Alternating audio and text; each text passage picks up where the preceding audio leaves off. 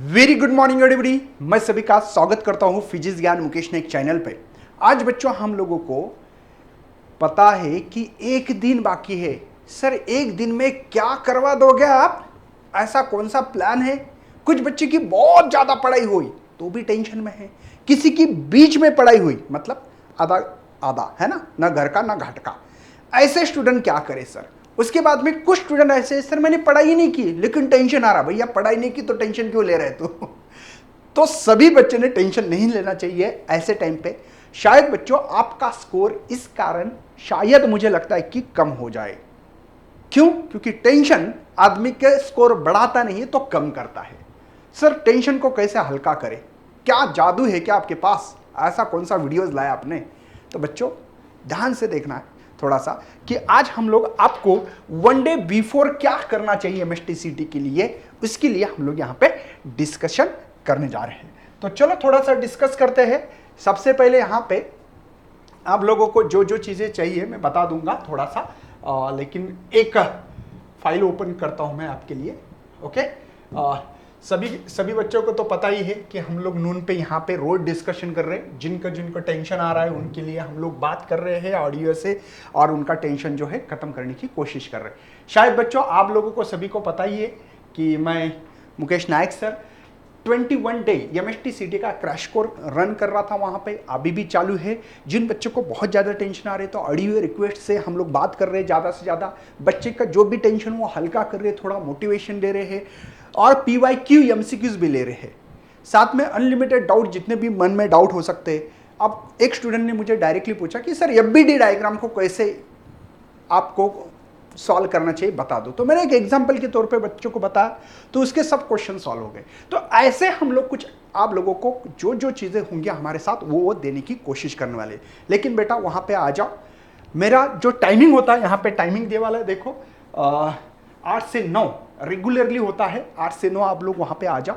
जो भी आपके भाई बहन काका काकी नाना नानी चाचा चाची लड़का कोई भी होगा तो उनको भी लाओ ताकि हम लोग इंटरेक्शन कर पाए और आपके डाउट सॉल्व कर पाए। तो चलो आगे बढ़ते हैं थोड़ा सा और भी और बातें करते रहते हैं कि क्या करना चाहिए सर इस समय पे। अभी समय तो बहुत कम है और इस कम समय में हमारे साथ क्या होना चाहिए और इस समय पे हम लोगों ने क्या नहीं करना चाहिए। सबसे पहले बच्चों, अगर आप लोग पूरा की पूरा चैप्टर पढ़ते हो तो मुझे लगता है कि अब पढ़ना बंद करना चाहिए। फिर क्या करना चाहिए सर? मौज मस्ती नहीं, मौज मस्ती नहीं बोलूंगा मैं, लेकिन यार क्या है, न्यू चैप्टर लोगे वो समझ में नहीं आता है, समझ में नहीं आया तो टेंशन बढ़ता है। देखो अगर मैं सही बोल रहा हूं तो ध्यान से, मैं जो सही बोल रहा हूं ना तो कमेंट करो सर सही है। अगर फॉर एग्जांपल मुझे सेमीकंडक्टर चैप्टर आता ही नहीं, कभी पढ़ा भी नहीं है और मैं उसको पढ़ने जा रहा हूं, बाकी मेरे चैप्टर हो गए, तो उल्टा बेटा उससे टेंशन बढ़ता है, यार मुझे कुछ समझ में नहीं आ रहा है और बाकी मेरे जो 15 चैप्टर हो गए ना उसके ऊपर भी पानी फिर जाता है। तो मैं चाहता हूं न्यू चैप्टर को बिल्कुल सेलेक्ट मत करो, टेंशन मत लो, भले उसके 2 नंबर कम हुए तो चलेगा, कोई प्रॉब्लम नहीं है। उसके बाद में अब करना क्या है सर?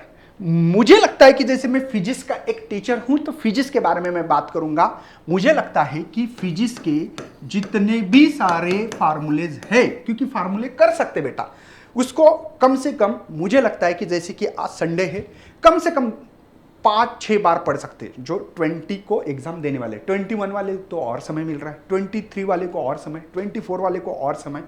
तो फिजिक्स के जितने भी फार्मूलेज हो वो पूरे फार्मूले शायद आप लोग अगर जो बच्चे की 2 दिन के बाद एग्जाम हो, मुझे लगता है कि 10 टाइम्स ऑफ रिवीजन किए। देखो 10 टाइम जो बच्चा रिवीजन करेगा, मतलब फार्मूले पढ़ना बस, मॉर्निंग आफ्टरनून इवनिंग, है ना, 3-3 बार पढ़ते रहो। भले वो कुछ फार्मूले पल्ले ना पढ़े तो भी चलेगा, लेकिन पढ़ने से क्या होता है, वो ज्यादा बार पढ़ने से शायद हमारे दिमाग में घुसने के चांसेस है। और हम लोग मैराथन लेक्चर ले रहे, दिनेश सर है, सोइन सर है, मुकेश सर है, बालाजी सर है, हम लोग किस लिए ले रहे बेटा? आपके लिए तो ले रहे ना। जिन बच्चों को लगता है यार नहीं मुझे पढ़ने में मन नहीं कर रहा, बस मैराथन का लेक्चर लगा के सुनते बैठो। सुनने से भी नहीं, आप लोग अगर पढ़ोगे ना, भी रीडिंग करोगे तो पल्ले नहीं पड़ेगा बेटा। हम लोग बताते तो अच्छा इसमें ये ट्रिक्स थी, अच्छा ये फार्मूला सर ने ऐसा बता दिया, तो शायद हमारे दिमाग के ऊपर उसका अच्छा असर होगा और इससे हमारा स्कोर जो भी होगा वो इंक्रीज होगा, बूस्टअप मिलेगा आपको। मतलब मैं आपको इस वीडियो के माध्यम से मैं ये मैसेज देना चाहता हूं सभी बच्चों को कि आप लोगों ने जो चीजें की है बस उस चीजों पे ज्यादा फोकस करिए, उसी के ऊपर ज्यादा से ज्यादा मतलब पढ़ना चाहिए अगर पढ़ने का समय मिलता है, अगर समझ में आता है तो, नहीं तो वीडियो देखो ज्यादा से ज्यादा, नंबर 1। और नंबर 2, आप लोग फार्मूले पे रिवीजन ज्यादा किए जितना हो सका और फार्मूले को समझने की कोशिश करें। और कोई भी चीज है ना बेटा, अगर वो फार्मूले ज्यादा से ज्यादा आप लोग रीड करते हो तो उसमें ट्रिक्स मिल जाती है।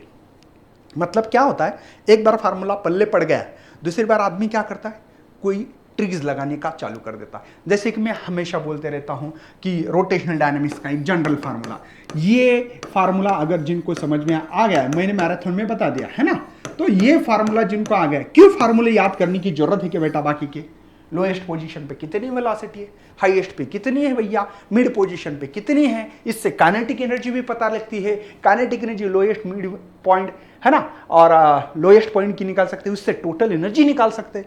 मतलब एक फार्मूला शायद हम लोगों को 10-10 फार्मूले भी दे सकता है, लेकिन इस फार्मूले को ज्यादा पढ़ने से। अब दूसरी बात क्या होता बेटा कि हम लोग एग्जाम के टाइम पे क्या करते हैं, ये एग्जाम हॉल में जाते हैं, सवाल को पढ़ के हम लोगों को उसको अंडरस्टैंड ही नहीं करते हैं, इसलिए हम लोगों को समझ में नहीं आता कि ये फार्मूला यहां पे है या नहीं है।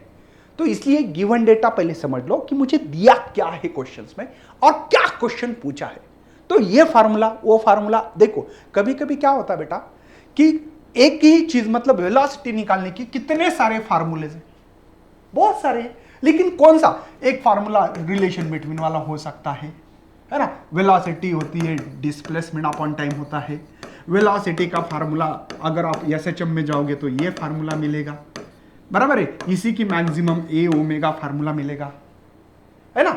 अगर आप लोग v is equal to angle of banking में जाओगे तो root of r g tan theta, तो कौन सी वेलोसिटी तो निकालनी है, बात सही है, लेकिन कौन सी वेलोसिटी निकालनी है, बैंक रोड की है या एसएचएम की है, या हम लोगों को यहाँ पे रिलेशन बिटवीन दिया है, और भी फार्मूले है इसके अंदर, v is equal to the root of r g bracket में टैन थीटा, है ना, plus mu s divide by 1 minus mu s tan theta. ये हो गए आपकी मैक्स, है ना, वेलोसिटी। मिनिमम की भी है, मतलब आप लोगों को आपको वेलोसिटी तो पूछिए, लेकिन कौन से चैप्टर का सवाल है ये समझना भी बहुत ही जरूरी है।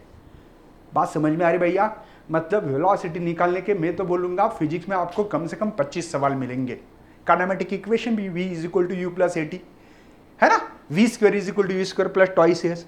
मतलब मुझे इतना ही बताना, orbital velocity gravitation, escape velocity, समझ में आ रहा है भैया। तो इसके लिए ज्यादा से ज्यादा फार्मूले पढ़ के ये चीजें शायद हम लोग बाइफर्गेशन कर सकते हैं। तो मैं दोबारा एक बार बता रहा हूं, don't take tension, only attention on your study, है ना। टेंशन लेने वाली चीज नहीं भैया, देने वाली चीज है। बस आप लोग अभी ज्यादा न्यू चीजों के ऊपर फोकस मत कीजिए। अब बोलेंगे सर हमने किया ही नहीं तो न्यू और ओल्ड हमारे लिए कुछ भी नहीं है, तो फार्मूले करो भैया। कुछ बच्चे की मुझे कॉल आ रहे, क्या सर मैं अभी पीवाईक्यू करूं, क्या होने वाले पीवाईक्यू एक दिन में, मुझे बताओ यार, नहीं होने वाले, तो क्यों टाइम बर्बाद कर रहे हैं। तो यही फोकस करना पड़ेगा, मोस्ट इंपॉर्टेंट फार्मूलेस कौन कौन से, गॉट इट। जितना हो सके इससे हमारा जो बर्डन है बेटा वो शायद नीचे हो सकता। और जो बच्चे पूरी पढ़ाई हो चुकी है, सर पूरा हो गया, बस कुछ नहीं, मैराथन के लेक्चर देखो भैया, कोई ऑप्शन नहीं, मैराथन लेक्चर देखो, इससे हमारा दिमाग भी ठंडा रहेगा और बाकी इधर उधर ध्यान भटकने के चांसेस भी कम है। और दोबारा बता रहा हूं बेटा, सब लोगों ने एकलव्य बैच के जितने भी हमारे फैमिलियर स्टूडेंट है, मैं बताऊंगा उन बच्चों ने कंटिन्यू स्टडी की है। बस खुद के ऊपर भरोसा, यही इंपॉर्टेंस है इस समय, कि मैं कर सकता हूं, मेरे अंदर एबिलिटी है, मैंने स्टडी की है, मैंने physics chemistry biology Eklavya batch से मैथ सब कुछ सब्जेक्ट पढ़े हैं, तो मैं करूंगा और होने वाला है मेरा सिलेक्शन। बस इस समय पे खुद का जो भी एनर्जी लॉस हो चुका है या लॉस कर रहे हो बाकी चीजों में, उसको लॉस मत कीजिए, सही तरीके से उसको यूज कीजिए। देखो, खुद के ऊपर भरोसा होना बहुत ही जरूरी है, तो ही आपका सिलेक्शन होगा। नहीं तो बहुत सारे बच्चे कंटिन्यू स्टडी करते हैं, लेकिन तो भी हमने देखा होगा उनका सिलेक्शन नहीं होता। क्यों? क्योंकि इस टाइम पे उनकी जो एनर्जी है शायद कहीं ना कहीं लो होती है, इसके कारण उनका सिलेक्शन नहीं हो पाता है। Got it? तो मैं चाहता हूं, दोबारा मैं रिक्वेस्ट कर रहा हूं सभी मेरे जितने भी हमारे फैमिलियर स्टूडेंट है एकलव्य बैच के, उनका एनर्जी कम मत होने देना खुद का। दूसरी बात, आप अपने यहां पे ओनली फिजिक्स, केमिस्ट्री, बायोलॉजी जो भी फार्मूलेज होंगे, रिएक्शंस होंगे, फिजिक्स के फार्मूले, मैथ्स के फार्मूले, ये करते बैठना। टाइम वेस्टेज मत करो, नहीं तो सब चल रहे कहां, गणपति बप्पा मोरया, है ना, पूरा दिन उसी में चला गया, चल रहे कल एग्जाम में। भैया कोई बचाने नहीं आने वाला है, खुद को बचाना है, खुद को प्लान करना पड़ेगा प्रॉपरली। ठीक है? तो चलो, इसी एनर्जी के साथ मैं करता हूं सभी को best luck and thanks for watching this video and best luck for your study and your future plan.